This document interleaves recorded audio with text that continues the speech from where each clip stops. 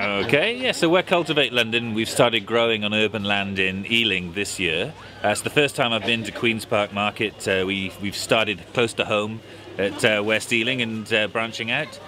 We find there is a market for food that's locally grown. People are aware of how wasteful the food miles, shipping herbs especially from Zambia, is kind of crazy.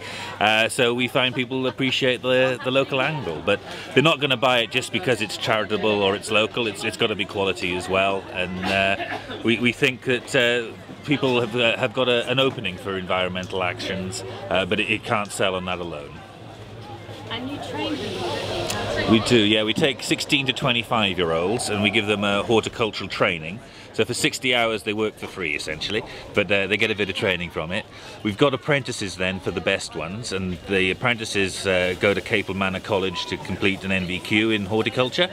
And we hope also to keep them, and then they'll become site managers as we spread across derelict land around London. Well, pull out the...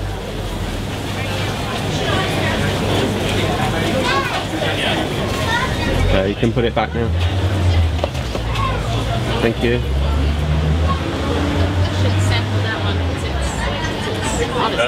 Poppy, and I've got Poppy's Kitchen. I do Poppy's Kitchen in Queen's Park. Food. I come here every week. Poppy, just do speak a little bit louder if you can. Okay, cool. Poppy, how and why did you get into Poppy's Kitchen?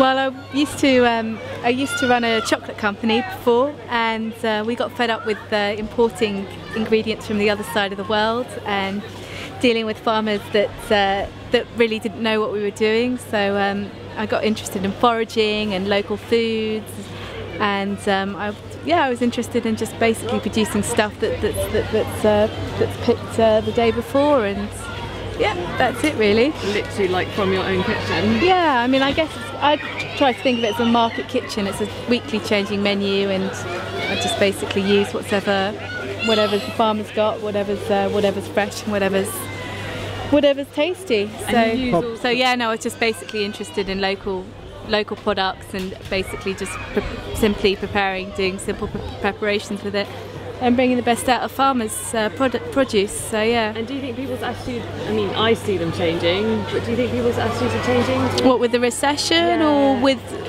Exactly. I think on one hand, with the recession, I think people are becoming more conscious of supporting local businesses, and because essentially, if the bottom of the food chain goes, then what's left. So I think people are becoming more aware with changing economic structure. Yeah. Brilliant. But yeah, no, I think some people have noticed a change as well economically. I think people are, I think on the other hand, less willing to spend. So yeah, there's that as well.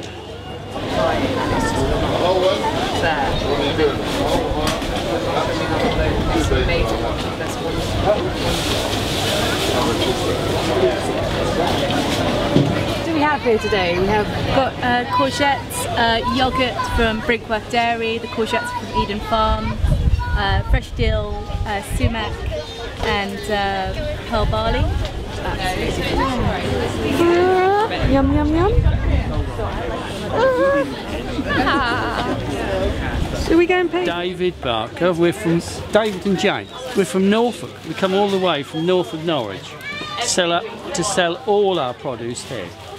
Everything that we grow, because we're a small market garden, and it's all grown biodynamically and organically.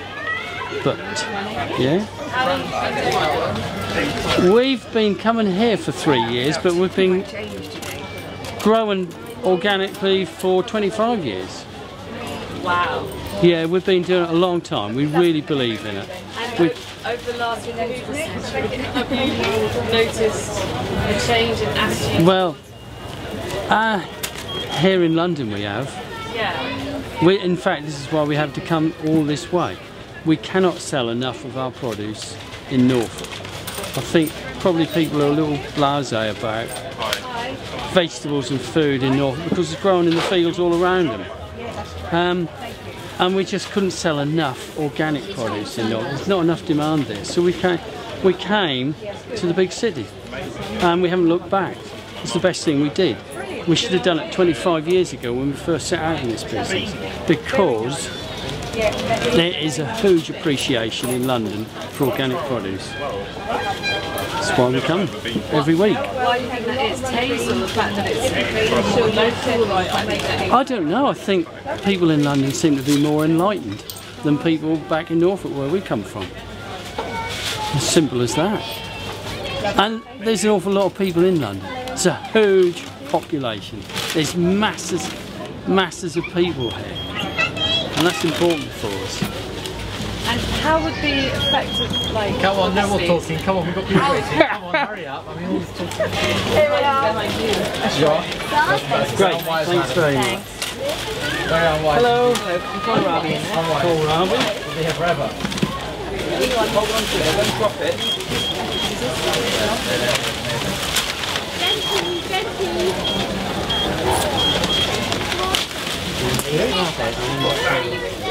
'Excuse me, sorry.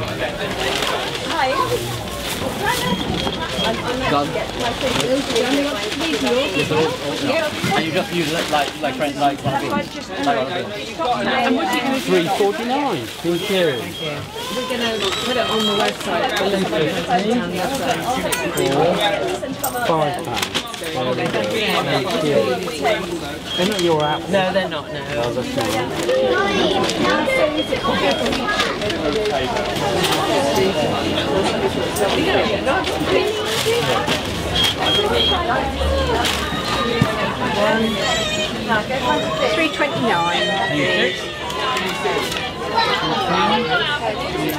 price of fuel inevitably going up.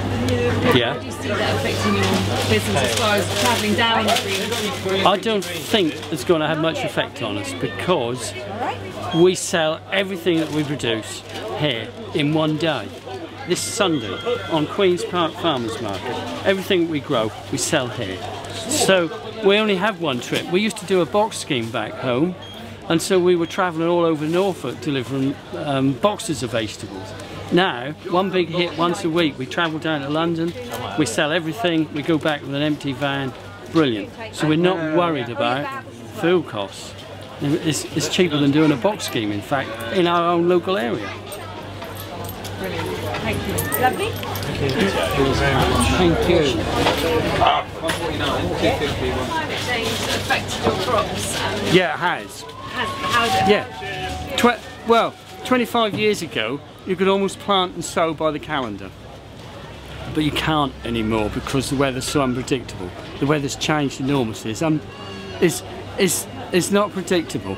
So, in actual fact, we happen to be picking a new crop of French beans at this moment. We started this week, we just moved into October.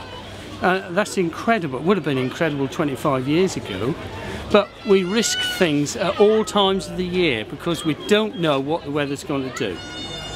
And so, sometimes we lose out, sometimes it pays off. Seed is relatively cheap, so we're not worried. We'll risk it. We risked late courgettes as well. We're picking a new crop of courgettes now. Happens that at the end of the summer, we moved into September and we had an Indian summer. And those crops have just exploded. It's terrific.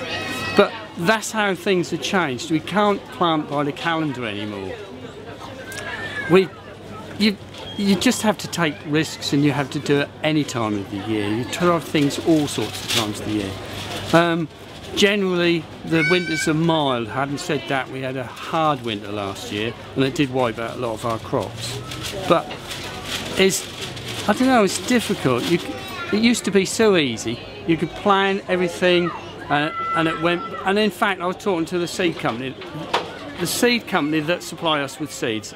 I was talking to the owner, the guy, and he says he doesn't know when to order seeds anymore. He had to have things on the shelf all the year round because people phone him up and order seeds at a ridiculous time of the year. But you can do that because you just don't know what the weather's going to do, and it might pay off. Do you think you might go into growing grapes and making your own wine?